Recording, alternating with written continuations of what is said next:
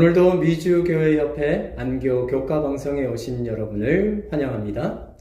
기도로서 오늘의 교과를 시작하도록 하겠습니다. 사랑의 아버지 하나님, 오늘도 주의 말씀을 함께 연구하기 위해 인터넷을 통해 모이게 하시니 참 감사합니다.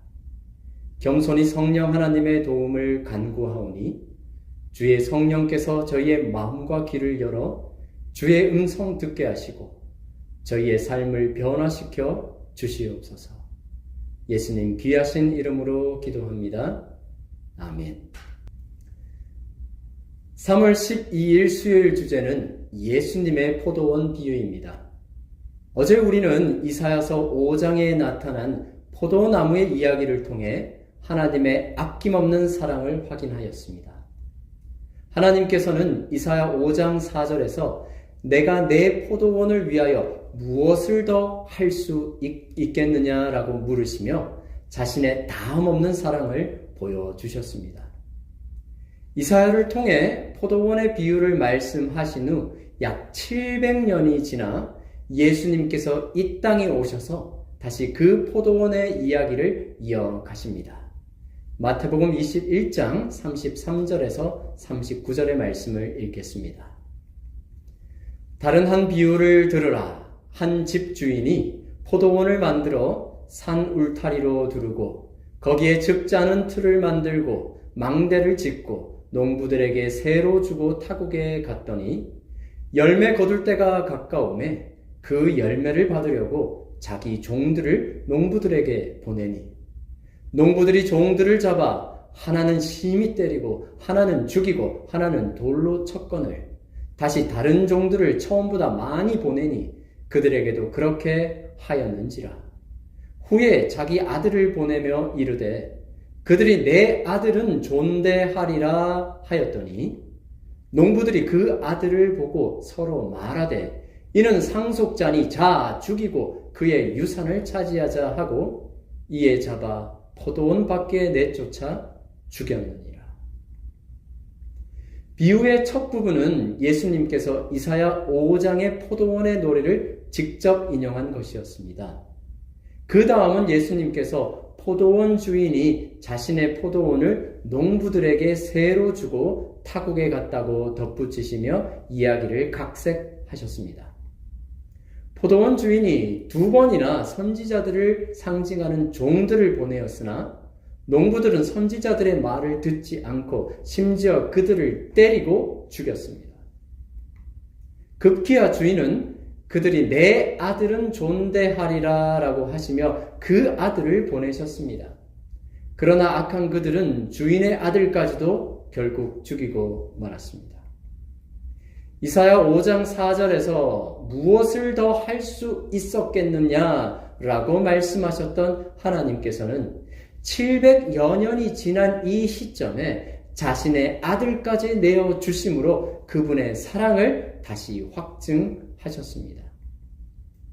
이사야 선지자는 하나님의 다함없는 최고의 사랑을 무엇을 더 할 수 있었겠느냐라고 표현했다면 사도 요한은 아들까지 내어주신 아버지의 사랑을 이렇게 표현합니다.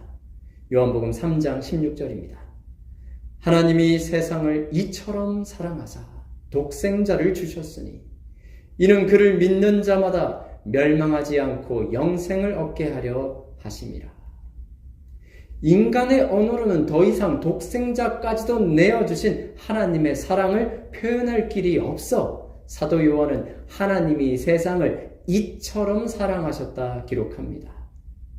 또한 도저히 말로는 영원하고 변함없는 그 사랑의 넓이와 깊이를 표현할 수 없었기에 요한은 단순히 그것을 보라고 우리를 초청합니다.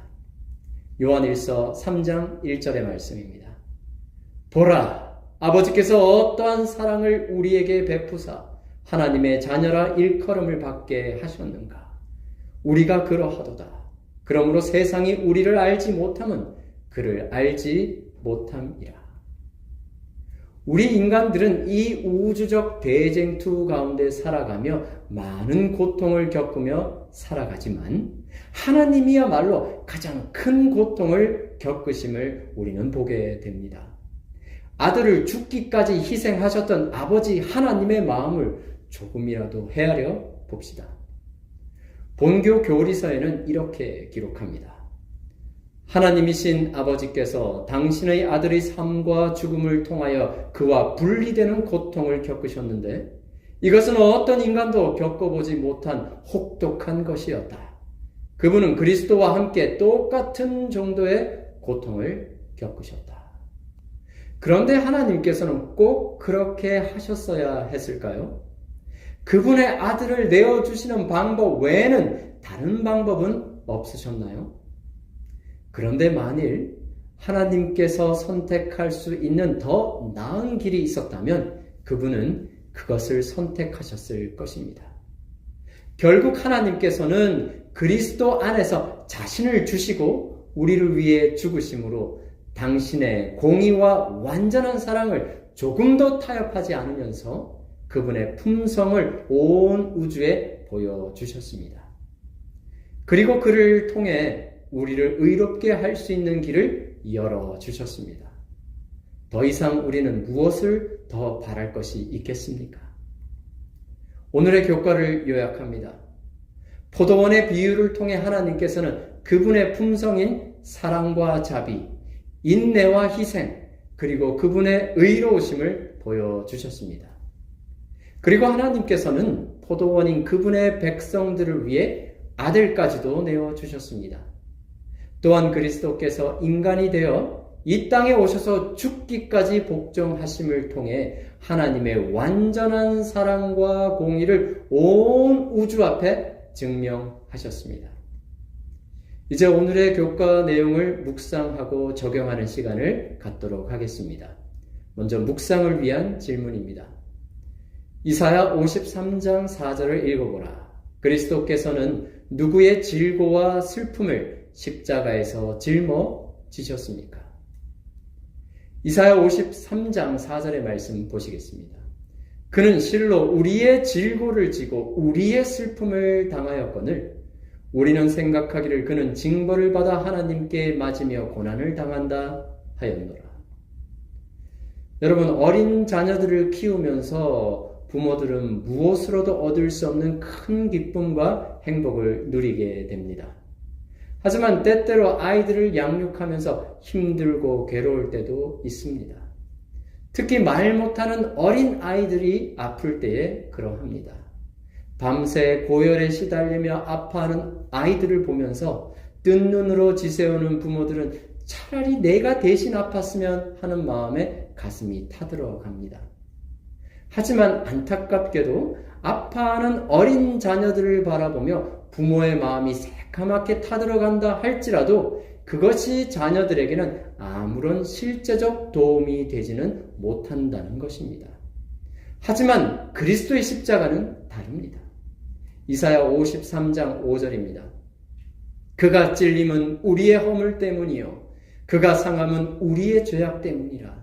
그가 징계를 받음으로 우리는 평화를 누리고 그가 채찍에 맞음으로 우리는 나음을 받았도다. 그리스도께서는 십자가에서 우리의 질고와 슬픔을 대신 지셨습니다. 그리고 죄인의 자리에서 우리가 받아야 할 징계를 대신 받으셨습니다. 그리고 우리는 그로 인해 죄에서 자유하여 실제적인 평화를 누리며 나음을 받게 된 것입니다. 이것이 바로 복음인 것입니다. 이제 적용을 위한 질문입니다. 하나님께서 우리를 위해 행하신 모든 일과 구원의 대가를 생각할 때 우리는 그 사랑에 어떻게 반응해야 하겠습니까? 교과에 실린 영감의 글을 읽겠습니다. 하늘이 줄 수 있는 것은 모두 주어졌다. 그리스도는 내 포도원을 위하여 행한 것 외에 무엇을 더할 것이 있었으랴고 말씀하셨다. 그처럼 그대를 위한 그분의 돌보심과 수고는 줄지 않고 오히려 늘어났다. 그는 아직도 나 여호와는 포도원 지기가 되며 때때로 물을 주며 밤낮으로 간수하여 아무든지 상해하지 못하게 하리로다라고 말씀하신다. 우리 주님께서는 늘 우리가 상상하는 것 이상의 것을 행하시고 우리가 바라는 것 너머의 것을 주시는 분이십니다. 그 하나님께서 저와 여러분의 반응을 기대하십니다. 그 하나님의 마음이 찬미가 430장에 잘 나타납니다. 내 너를 위하여 몸 버려 피 흘려 내 죄를 속하고 살 길을 주었다. 너 위에 몸을 줬건만 너 무엇 주느냐? 너 위에 몸을 줬건만 너 무엇 주느냐? 내 하늘 보좌와 큰 영광 떠나서 밤 같은 세상에 마음 백성 구하려 내 몸을 희생했건만 너 무엇 하느냐? 내 몸을 희생했건만 너 무엇 하느냐? 여러분은 이 시간 하나님의 그 사랑에 어떻게 반응하시겠습니까? 영감의 글을 읽으며 오늘의 교과를 마치겠습니다. 하나님께 대한 사랑이 모든 행동을 인도한다. 우리가 하나님의 사랑을 느낀다면 그분께 순종하기 위하여 어떻게 해야 최소한의 노력만 할 수 있을지 묻지 않을 것이다. 우리는 우리의 구속주께서 원하시는 바를 다 하기 위하여 노력할 것이다. 다 함께 기도하겠습니다.